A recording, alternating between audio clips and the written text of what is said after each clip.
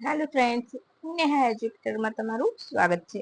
આજે હું તમારા માટે લઈને આવી છું 14 મે 2025 મહત્વના કરંટ અફેરના બનાવો, જે તમારી આવનારી પરીક્ષામાં તમને ખૂબ ઉપયોગી થશે. અને હું ગેરંટી આપું છું કે તમને 1 માર્ક અપાવવામાં મદદરૂપ થશે. પરંતુ એ માટે તમારે વિડીયો શરૂઆતથી લઈને અંત સુધી જરૂરથી જોવો પડશે. અને બને એટલા મિત્રોને શેર કરજો, જેથી કરીને આવી મસ્ત મજાની માહિતીથી તેઓ પણ વંચિત ન રહી જાય. ખરું ને friend? Sharing is a caring. ખરું ને? તો ચાલો હવે બિલકુલ પણ ટાઈમ બગાડ્યા વગર શરૂ કરી દઈશું. અને હા, આ વિડીયોની પીડીએફ તો ખરી જ, જે તમને હું ડિસ્ક્રિપ્શન બોક્સમાં નીચે શેર કરી દઈશ તેની લિંક, જેથી કરીને તમારે ફટાફટ ત્યાંથી ડાઉનલોડ થઈ જાય. પરંતુ હા, એનો મતલબ પીડીએફ મળે એટલે એવું ના સમજતા કે તમે જોવાનું છોડી ના દેતા, રાઈટ? તમારી એક લાઈક મને પણ ઇન્સ્પિરેશન આપે છે. તો હંમેશા એક લાઈક કોઈક સારું કામ કરે તો એને પણ આપણે એક બિરદાવવું જોઈએ. ખરું ને? તો તમે પણ એટલું કરશો એવી હું આશા રાખું છું.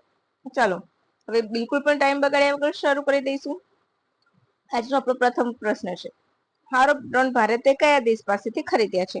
તમને ખબર છે અત્યારે હાલ આપણે ભારત પાકિસ્તાન વચ્ચે જે તંગદિલી વર્તાઈ હતી, પહેલગામમાં જે આતંકવાદી હુમલો થયો અને 26 લોકોને મારી કાઢ્યા હતા, એની સામે ભારત સરકારે ઓપરેશન સિંદૂર ભારતીય આર્મી દ્વારા શરૂ કરવામાં આવ્યું હતું, રાઈટ? ભારત સરકારે આર્મીને આપ્યું હતું કમાન, અને ભારતીય આર્મી જે ઓપરેશન સિંદૂર હેઠળ એમના કેટલા બધા આતંકવાદી ઠેકાણા નષ્ટ કર્યા. અને આખરે પછી ટ્રમ્પે વચ્ચે પડીને સીઝ ફાયર કરાવડાવ્યું, રાઈટ? સંઘર્ષ વિરામ કરાવડાવ્યું, જે તંગદિલી સર્જાઈ હતી તેની. તો એ વખતે આપણે જે સ્ક્લેપ મિસાઇલ મેં તમને કરાવી છે, રાઈટ? પછી કઈ આપણે રાફેલ આપણા કામમાં આવ્યા હતા, અને S-400 જે સુદર્શન ચક્ર કહેવાય છે, રાઈટ?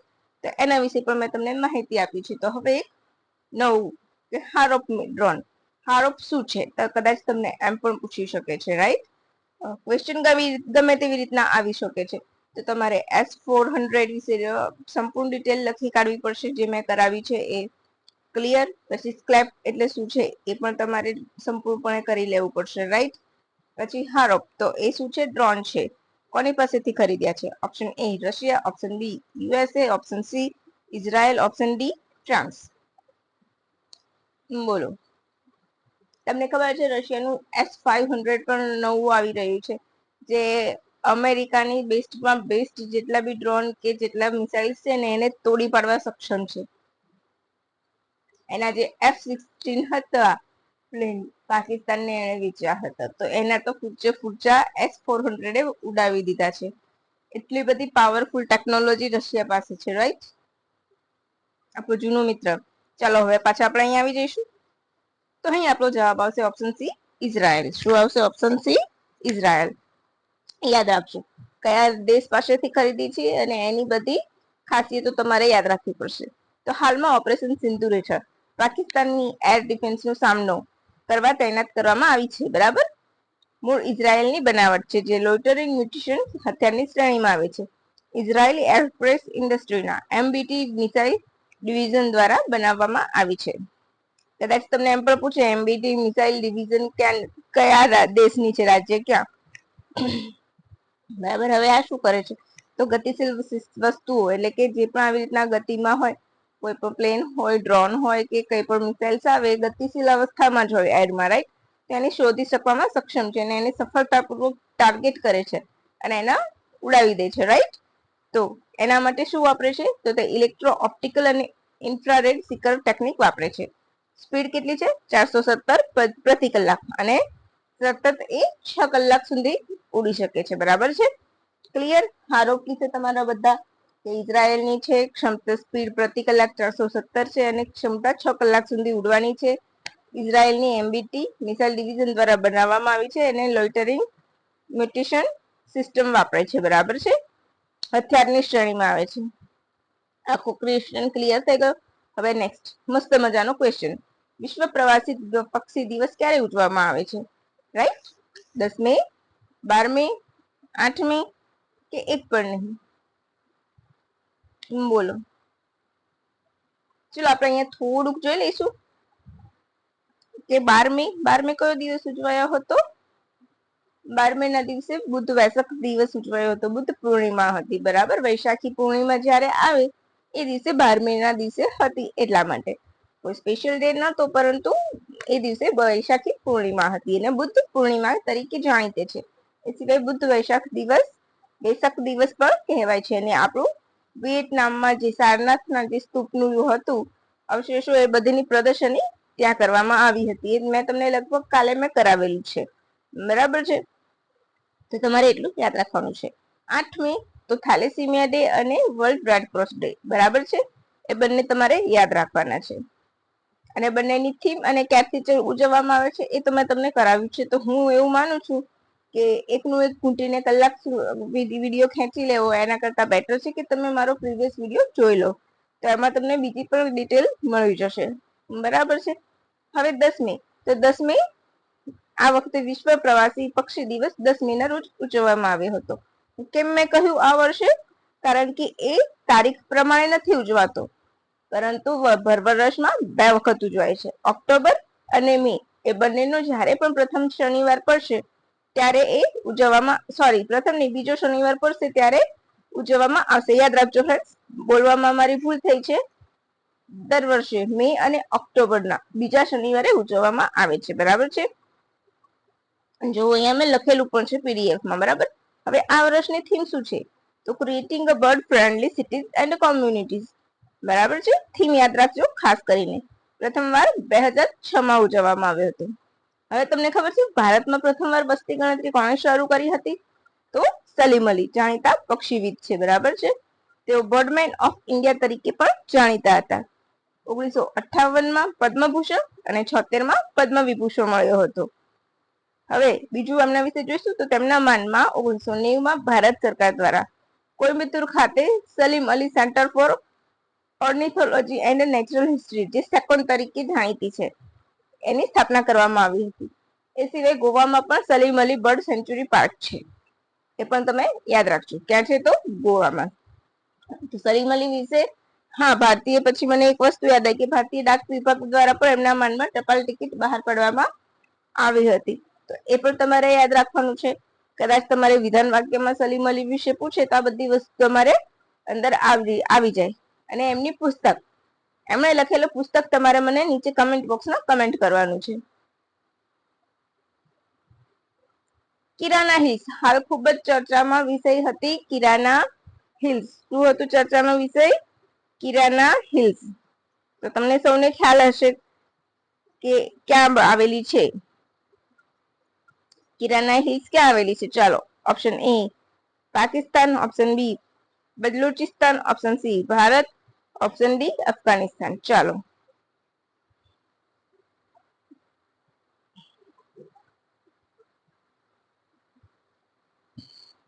ને કેમ ચર્ચામાં છે? ખબર છે કેમ? ચલો હું કહી દઉં છું. આ હિલ્સ આવી છે પાકિસ્તાનમાં. ક્યાં આવી છે? પાકિસ્તાનમાં. કેમ ચર્ચામાં છે? તો અત્યારે હાલ ત્યાં જે એના અણુ મથકો કહેવાય છે ત્યાં ભારતે હુમલો કર્યો છે એવું તેમનો આક્ષેપ છે, અને એના કારણે રેડિયેશન થયું છે. એ આક્ષેપોના કારણે કિરાના હિલ્સ ચર્ચાનો વિષય બની છે. હવે આપણે જોઈ લઈશું ક્યાં આવેલી છે પ્રોપર. તો પાકિસ્તાનના પંજાબના સરગોધા જિલ્લામાં, અહીંયા દ લખાઈ ગયું છે, સરગોધા જિલ્લામાં આવેલી છે, બરાબર છે. ક્યાં આવેલી છે? પાકિસ્તાનના સરગોધા જિલ્લામાં આવેલી છે, પંજાબ પ્રાંતના, બરાબર છે. આ પાકિસ્તાનની ન્યુક્લિયર ટેસ્ટિંગ કરવામાં આવ્યું હતું અને અહીંયા એના અણુશસ્ત્રો રહે છે એમ એનું કહેવું છે, બરાબર છે. હવે આપણે જોઈશું આ સક્રિય છે. હા, તો સક્રિય પણ છે. લગભગ 1979 માં બંધાયેલું છે, બરાબર. 80 માં ધડાકા કર્યા હતા એટલે. હવે આપણે જોઈશું અહીં મુશ્કાફ એરબેઝ આવેલું છે. તમને ખબર હશે કે ભારતે ઓપરેશન સિંદૂર હેઠળ એના ઘણા એરબેઝ ઉપર પણ હુમલા કર્યા હતા. તો મુશ્કાફ એરબેઝ છે એને પણ અહીંયાથી તોડી પાડ્યું હતું એવું કહેવાય છે. અને પાકિસ્તાને કથિત આક્ષેપ પણ લગાવ્યો છે કે એના કારણે અહીં રેડિયેશન સર્જાયું છે. એના જે અણુશસ્ત્રો ન્યુક્લિયર પાવરો શસ્ત્ર છે એ રહે છે ત્યાં છે એનું સરંજામ. અને એના કારણે રેડિયેશન સર્જાવાનો આક્ષેપ પણ એને મૂક્યા છે. બરાબર છે. લગભગ 1500 ફૂટ ઊંચાઈ ઉપર આવેલું છે. બરાબર. હવે આગળ આપણે વધી જઈશું. તમારે આમાં ફક્ત વધારે પીએચડી કરવાની જરૂર નથી. બરાબર. જે મેઇન વસ્તુ છે એ મેં તમને આપી દીધી છે. બરાબર. હવે આગળ વધી જઈશું.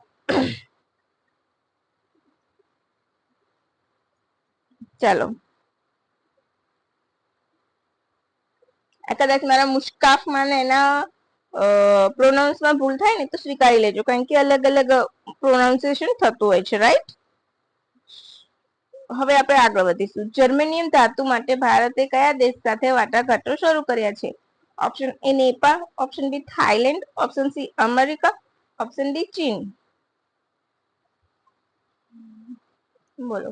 તો અહીં આપણો જવાબ આવશે આપણું જાણે દુશ્મન ચીન. શું આવશે? જાણે દુશ્મન ચીન. દુશ્મન જ છે ને પાકિસ્તાન, ચીન.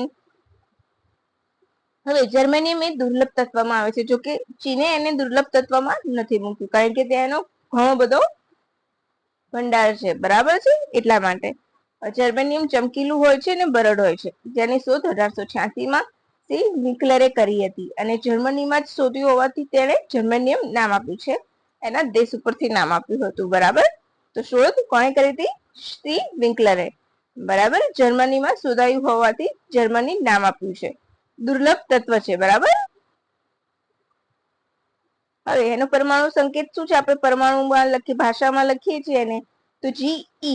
પરમાણુ ભાર 72.6 અને પરમાણુ ક્રમાંક 32 છે. એટલું તમારે યાદ રાખવાનું છે. આ ખાસ ક્યાં યુઝ થાય છે એનો? તો પહેલા શરૂઆતના સમયમાં ટ્રાન્ઝિસ્ટર ને એ બધું યુઝ બનાવતા હતા, પરંતુ અત્યારે હાલના સમયમાં સૌર panel, semiconductor, fibre optical cable વગેરે બનાવવામાં તેનો ઉપયોગ થાય છે.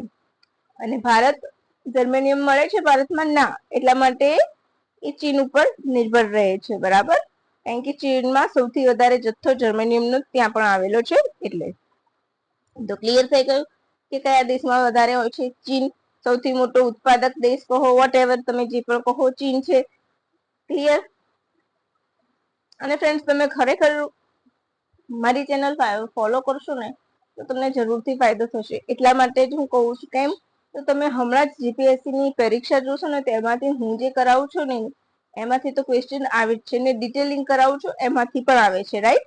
એટલે તમે મારી ચેનલ ને શરૂ કરી દો. લાઈક કરવાનું, શેર કરવાનું ને સબસ્ક્રાઇબ કરવાનું. તમને ફાયદો થશે. રાઈટ. કારણ કે મને તો કોઈ ફાયદો નથી આમાંથી ફક્ત હું મારો એક સરસ મજાનો હું ટાઈમ વિદ્યાર્થીઓ માટે આપું છું કે જે ખરેખર સિન્સિયરલી પ્રિપેરેશન કરે છે અને એમને હું હેલ્પરૂપ થઈ શકું. હવે 18 મે 2025 ના રોજ ઈસરો કયો સેટેલાઇટ લોન્ચ કરશે? EOS એટલે અર્થ ઓબ્ઝર્વેશન સેટેલાઇટ. એટલું યાદ રાખી લેવાનું. અર્થ ઓબ્ઝર્વેશન સેટેલાઇટ. 09 અર્થ, પછી આવશે NVS 02, પછી ચંદ્રયાન 4 અને આદિત્ય L1. બોલો.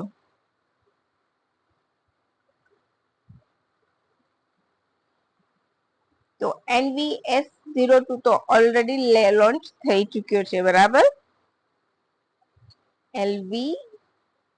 NVOS તો ઓલરેડી લોન્ચ થઈ ચુક્યો છે. બરાબર છે. એક જ મિનિટ ફ્રેન્ડ્સ.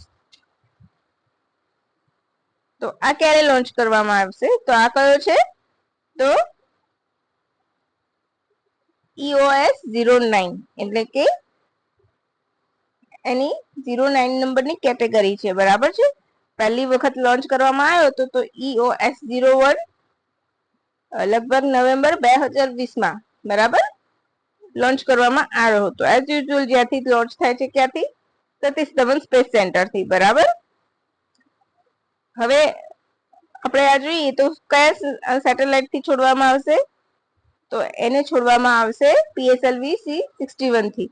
હવે તમને ખબર છે EOS એટલે earth observation satellite, PSLV polar satellite launching vehicle, એ પણ તમને ખબર હશે. બરાબર છે. હવે આપણે ડિટેલ જોઈએ અહીંયા તો બીજું નામ શું છે? તો રિસેટ 1B છે. અને બીજા કયા નામથી ઓળખવામાં આવે છે? રીસેટ 1B કહેવામાં આવે છે. એ પણ તમારે યાદ રાખવાનું છે. બરાબર છે. અને રીસેટ એટલે રડાર ઇમેજિંગ સેટેલાઇટ. બરાબર. રીસેટ એટલે રડાર ઇમેજિંગ સેટેલાઇટ. એ પણ તમારે યાદ રાખી લેવાનું છે. બરાબર. લગભગ 10 વર્ષનું આયુષ્ય હોય છે આનું. બરાબર. ક્યાંથી છોડવામાં આવ્યું છે? વજન તો 1710 kg. વજન ને એવું જનરલી પૂછાતું નથી, પરંતુ મેં તમને કહી દીધું. બરાબર. હજુ તો ઓન એર છે, કે મીન્સ કે હજુ બાકી છે છોડવાનું. બરાબર. હવે મને એનવીએસ નું કોઈ પૂરું નામ કહેશે? બોલો.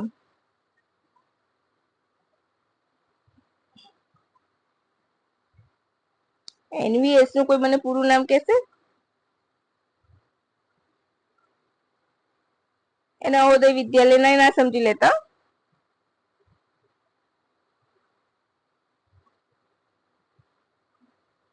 બોલો, હું રાહ જોઉં છું, પછી હું આન્સર કહી દઈશ.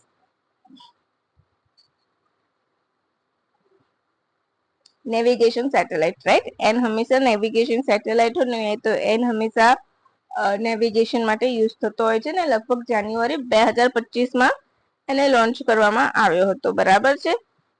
જાન્યુઆરી 2025 ની અંદર એને લોન્ચ કરાયો હતો. એમાં એલ બેન્ડ પર હતો. પછી આદિત્ય L1 તો સૂર્ય માટે છે, સૂર્ય મિશન છે, જે લોન્ચ થઈ ચુક્યું છે. અને ચંદ્રયાન લોન્ચ થવાનું છે. ક્યારે લોન્ચ થશે ચંદ્રયાન? બોલો.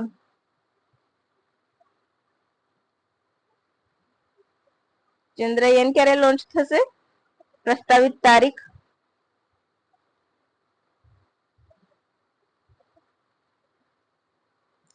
2027 સુધીમાં એ આવી જશે. બરાબર. પ્લાન કરેલું છે, એટલે કઈ ખરાબી સર્જાય તો કદાચ આગુ પાછળ ઠેલાઈ શકે છે. હવે ઈસરો, તો ઈસરો વિશે આપણે થોડીક માહિતી લઈ લઈશું. ઈસરો એટલે પૂરું નામ Indian space research centre. 15 August 1969માં સ્થાપના. વિક્રમ સારાભાઈના હસ્તે. બેંગલુરુમાં મુખ્ય મથક છે. હાલ અધ્યક્ષ કોણ છે? તો વી નારાયણ. મોટો યાદ રાખજો એનો, space technology in the service of four human kind, right. હવે કોના હેઠળ આવે છે? તો ભારતીય અંતરિક્ષ વિભાગ હેઠળ આવશે. બરાબર. એની હેઠળ જેટલી સંસ્થાઓ છે એ આપણે જોઈ લઈશું. બરાબર. તો ભારતીય અંતરિક્ષ અનુસંધાન સંગઠન, ગુજરાતીમાં ઈસરો. પછી એન્ટ્રિક્સ કોર્પોરેશન, ઈસરો બેંગ્લોરનું માર્કેટિંગ સહાયક, એ માર્કેટિંગ કરે છે. બરાબર. PRL, physical research laboratory. બરાબર. પછી રાષ્ટ્રીય વાયુમંડળ અનુસંધાન પ્રયોગશાળા. મેં ગુજરાતી એટલે મૂક્યું છે, ઘણી વખત ગુજરાતીમાં પૂછાય ને ત્યારે આપણને નથી આવડતું. બરાબર. એટલા માટે મેં ગુજરાતી મૂક્યું છે. તો આનું શું થશે પૂરું નામ? National atmospheric research laboratory. બરાબર. National atmospheric research laboratory. બરાબર. પછી ન્યૂ સ્પેસ ઇન્ડિયા લિમિટેડ. પછી સેક. તો બોલો, સેક નું પૂરું નામ? આ તો ઘણું બધું આવે છે. બોલો બોલો. Space application centre. બરાબર. અમદાવાદમાં છે. સેમિકન્ડક્ટર પ્રયોગશાળા. પછી આઈઆઈટીટી. બરાબર. એ બધા એની હેઠળ આવે છે. હવે તમારે આન્સર પણ મેં તમને ટીક કરીને આપેલો છે. તો બસ ફ્રેન્ડ્સ, આજના કરંટ અફેર્સમાં આટલું જ. આજે સમ ઇમ્પોર્ટન્ટ પોઈન્ટ્સ મેં નથી લીધા, પરંતુ હું કાલના વિડીયોમાં એને લઈને આવીશ. તો બસ ફ્રેન્ડ્સ, આવી જ મસ્ત મજાની માહિતી જોઈતી હોય અને તમને મજા આવી હોય ને, તો એક લાઈક જરૂરથી આપજો, જેથી કરીને મને પણ બીજા વિડીયો બનાવવાની ઇન્સ્પિરેશન મળે. અને હા, હમણાંથી ગુજરાતી વ્યાકરણ હું નથી લાવી, પરંતુ આજકાલમાં ફરીથી હું ગુજરાતી વ્યાકરણ લઈને આવીશ. અને સ્ટેટિક જીકે તો ખરું જ. તો બસ ફ્રેન્ડ્સ, આવી રીતના મારી ચેનલને લાઈક કરજો, સબસ્ક્રાઇબ કરજો અને શેર કરજો, અને બેલ આઇકોન દબાવવાનું બિલકુલ પણ ના ભૂલતા. તો by friends, and thank you for watching. Have a good day.